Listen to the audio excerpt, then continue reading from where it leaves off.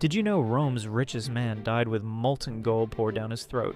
Marcus Crassus owned more wealth than entire Roman provinces. He helped fund Julius Caesar's rise to power, but his greed would destroy him.